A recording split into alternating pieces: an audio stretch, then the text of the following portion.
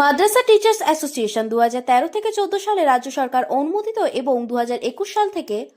honorarium প্রাপ্ত রাজ্যের 235টি unaided মাদ্রাসাকে মাননীয় মুখ্যমন্ত্রী 2021 সালের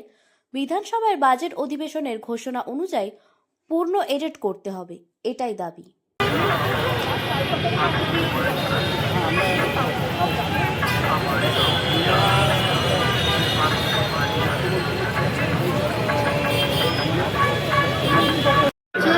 এই দাবিকে পূরণ করার লক্ষ্যে